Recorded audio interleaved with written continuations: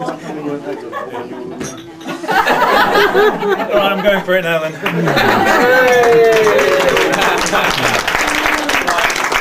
I'd like to say that I've prepared this well enough so I can just stand up without notes and just talk away for, half an hour or so. But I know that, Julie would be disciplining me if I got anything wrong.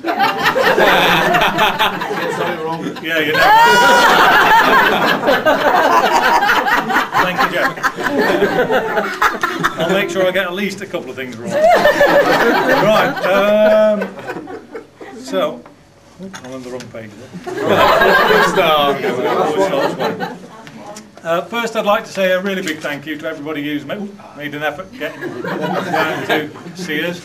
I know that this table here on my left have all travelled from various parts of the country to get here. I've got my dad and Paulette who've come from Florida. I've got Michelle and Isabel who've come from Cyprus. So we've got lots of people travelling a long way to be here today. So thank you very much for that. Now, on any day like this, there's always lots of work that goes on behind the scenes by various people to make things happen, and they obviously don't get noticed. In this case, David went to pick Michelle and Isabel up from the airport to make sure they were here for today. Now that might not sound like much of a contribution. Plenty, Rob. But David is well known for being at one airport when the airport.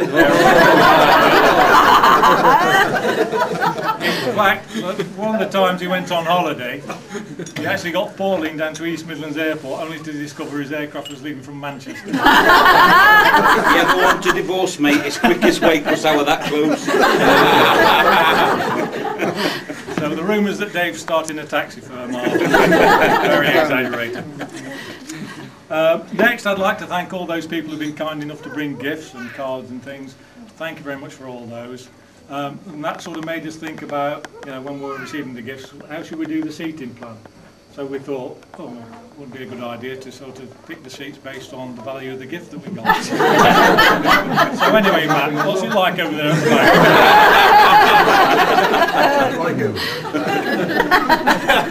Now, I can tell you I've been really looking forward to this speech, as you might imagine. And there's only one person in the room who's looking forward to it less, and that's Gavin when he's speaking at Richard's wedding next year. Julie's of course told me exactly what I've got to say and how I should do it, and I can tell you she managed to do that while keeping total control over the TV remote and placing an order for coffee. I can tell you I definitely wear the trousers in my house and it definitely looks good under my apron. I'd like to thank Anna and Isabel for being beautiful bridesmaids, and I'm sure you'll all like to join me in congratulating them. Anna and Isabel would like to come up. We've got a little gift.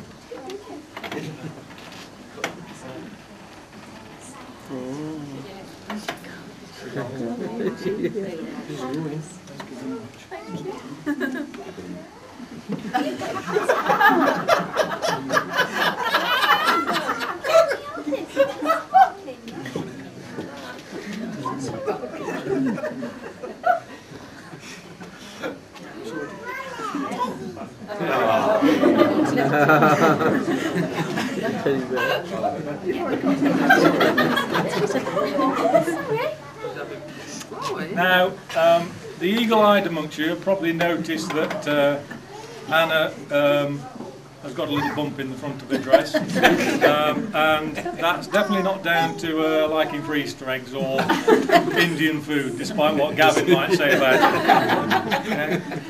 We're all looking forward to a baby in a couple of months' time, hopefully, a little girl, and we're absolutely certain that these two are going to make the very best parents there are. Okay. Now, many of you may not know, but Ed actually alluded to this earlier on, that it was Andy, Smith and Sam who actually got me and Julie together. Now, I thought they, in my naivety, I thought they had a really active social life and they're having at least 2 barbecues a month. They seem to be appearing there at a regular basis. Now, I was very lucky to end up with Julie because on the second occasion, when I actually got to the barbecue, I knew it was Sam's birthday, but when I got there she said to me that it was Julie's birthday. and said to me I ought to give her a birthday kiss. Well, I thought they were winding me up. And, you know, I didn't go anywhere with that, did I, Julie? And as everybody knows here, particularly these people over on the left, they all know how smooth I really am. Even better than my son.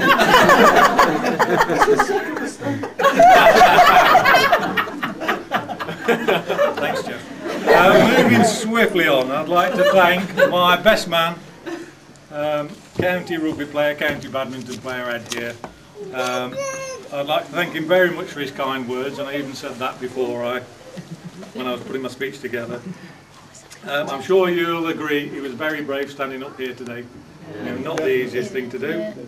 And I can tell you, as he said, he wasn't the bravest man on the day when we were given the high vis jackets. So there we go. Now for my other son, eldest son there, Josh on the end, did a reading earlier. Now nobody would accuse Josh of being cute unless they've got a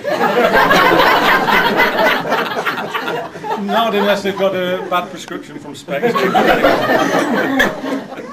Now he's the type of person you wouldn't want to see pulling on the rugby shirt of the opposing team. He's also the sort of person you wouldn't want to see trying to share your fish and chips.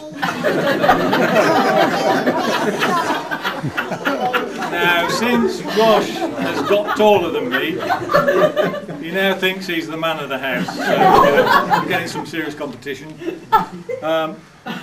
But I'm just looking forward to the bit where he starts paying the bills. Now, you know, I hope you all can see that I'm immensely proud of these two. They've been a central part of my life. When I was growing up, my granddad used to say about me that I was that apple of his eye, and I'm lucky enough to have two apples here today. Now, 2 weeks ago, we were all going out and doing the sort of things that you do before you get married. The girls were being really sophisticated, and they were having a nice pampering day, and they were going out for a nice meal in the evening.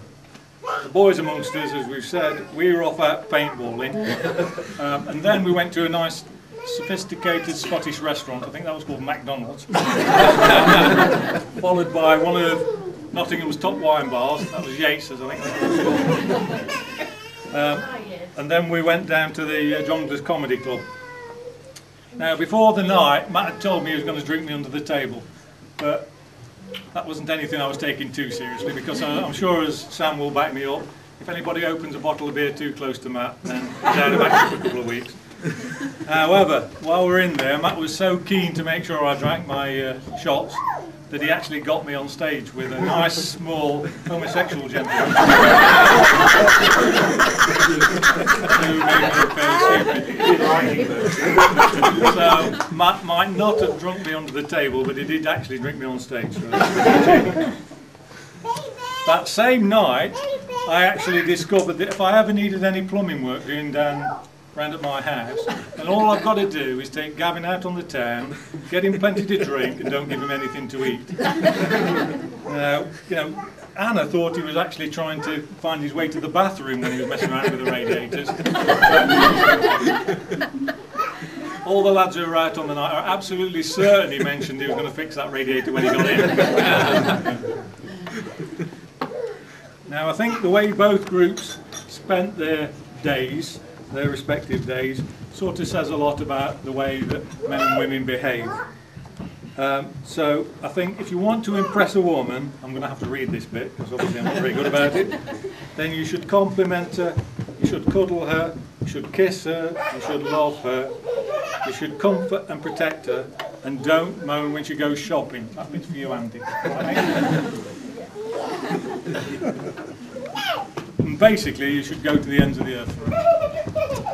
But if you're a woman who wants to impress a man, then just show up naked and bring some beer.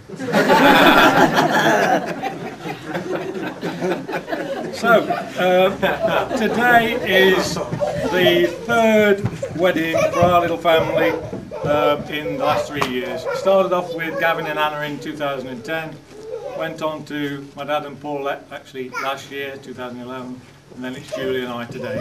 And we've already got the calendar marked up, these two to my right here, with Rick and Nick for next year, so we're really looking forward to that.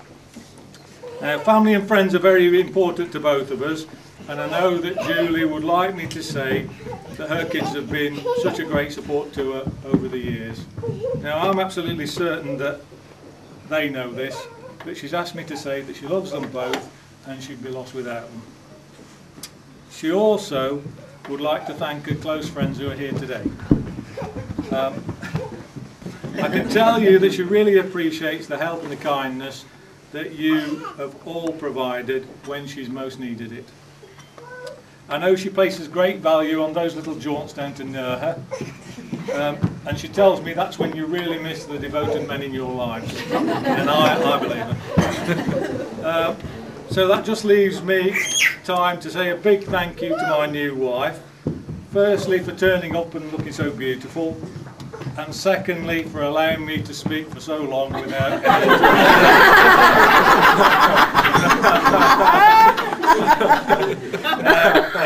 I thought I was happy on my own, but now I think I really know what being happy is like, and a lot of that is down to Julie.